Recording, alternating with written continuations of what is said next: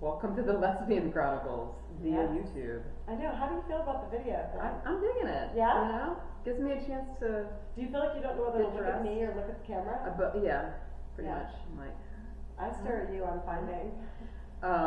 Yeah, it's a little... It's new.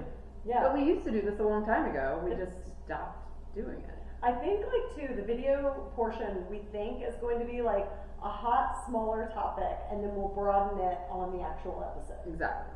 Which is the Audible episode. Yeah, that you can find on Apple Podcasts, Spotify, Google Play, the whole nine. Yes, and we have Spreaker. Over 300 episodes there, but this is new for us. But we're not new. We're not new. We've been around since 2019. It's true. So you should listen to us. You should know we're experts now. We're experts. You know, no professional background in being gay. You know, being anything. Being anything, period. Oh, no. But, you know, everybody has a podcast these days. It's so true. Like, I'm almost, like, embarrassed to say I have a podcast. No, I've said this multiple times. It feels like telling people that you have, like, a garage band when you're in middle school.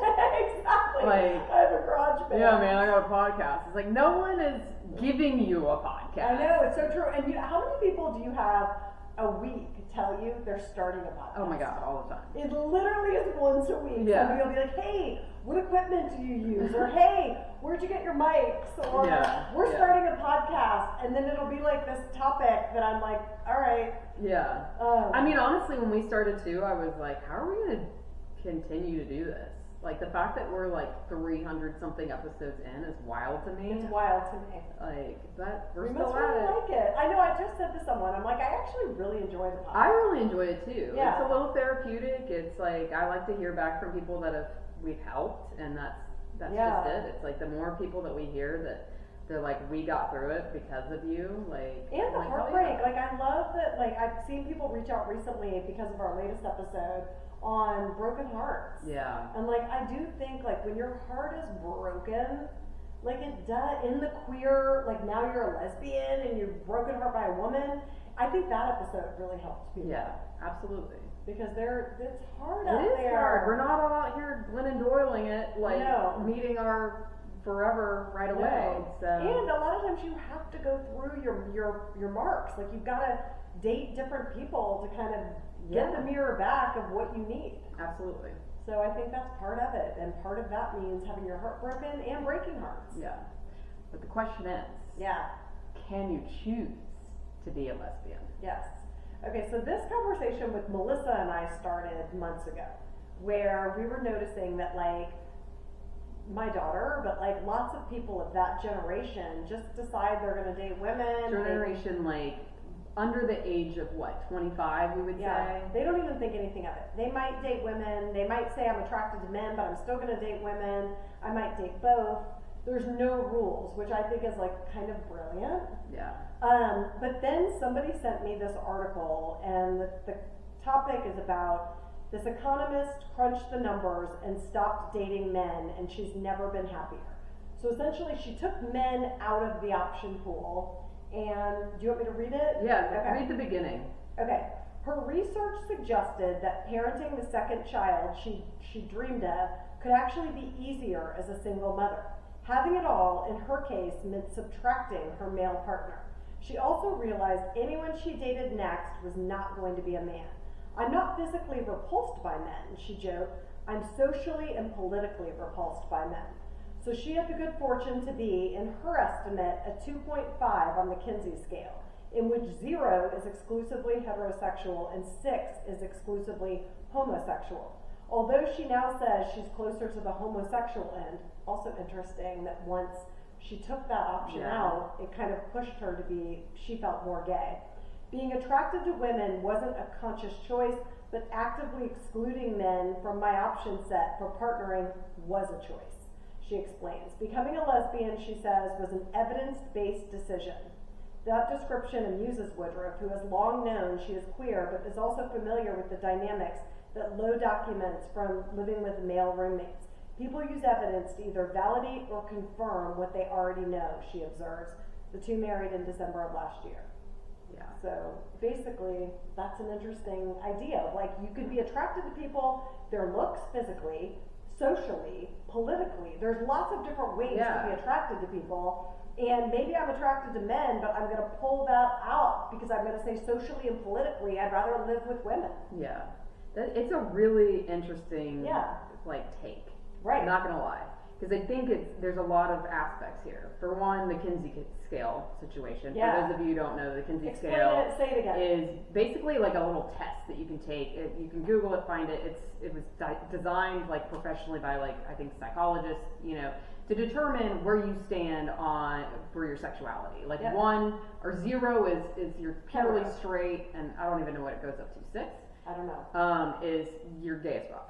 Yeah. I've taken this a few times over the years. When I initially took it, I was right in the middle. Now I lean more towards the gay side. Oh my god, I can't wait to take it. Yeah, it's very interesting. Yeah. So if she was a 2.5, but it asks questions somewhere in the middle. Yeah. No, she's closer to the straight side. Okay. But it asks questions like, what have you had experiences with the same sex? And I think when I first took it, I had not. So it takes into account some of those things, like real life experience. So maybe that's why she shifted some.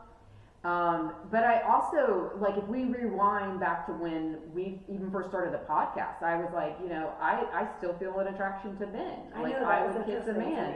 I don't feel that way anymore. Right. I've shifted away. More gay. Yeah, more gay. Because now you have evidence. I think now I have more evidence in my pocket. I've done more thought on my past, my childhood, the ways that I suppressed my feelings, all those things that I realized, because I did have that thought at first of am I choosing to be gay? Is there something that's just and would that be okay? Shifted? But I mean, I think, you know what, at the end of the day, if you're not harming someone else, physically, mentally, whatever, you have the right to live your life however you want to. Totally. But I think, how would you respond? I agree with that. But how would you respond to the people of I was born this way, don't criticize me, Because I think there are a lot of people that absolutely were born that way, they know from the beginning. Me, probably. Yeah. Yeah. My mom just said this in a recent Your mom episode. just My mom just said that, no, my mom just came out. My mom just said, now we know that you were gay from a young age, we just didn't have the words for it. I didn't feel like I fit the mold of a gay person. That's why I didn't think I was gay. But I do think there is something to be said about people who, over the years, start to open up their minds a little bit and can be more open to their sexuality. And how about also this generation in particular, or even me? I mean, it's you do start to look around and think, who do I want to have dinner with? Yeah. I'd rather hang out with women who socially are helpers. Yeah. And it feels good to share a household with that. And some people get all those things in their straight partnership. Totally. They've got an excellent husband who's a great conversationalist. Yep. He's a great dad, emotionally available. All your needs are being met. Yeah. But I think there are a lot of relationships, I see this a lot on TikTok, of women just shooting the most mundane video, and their husband comes in the room and ignores her, and people in the comments will be like, he doesn't like you. Yeah. He literally love you. doesn't like you. Why are you married to him? And it's this reflection point for these women of being well, wait a fucking second. I know we're married, but does he like me? Do I like him? Right. And I think a lot of people just have their heads buried in the ground. They're not thinking about, they got married, they did the thing, now they're living the life. They're not thinking about, is this a compelling life for me?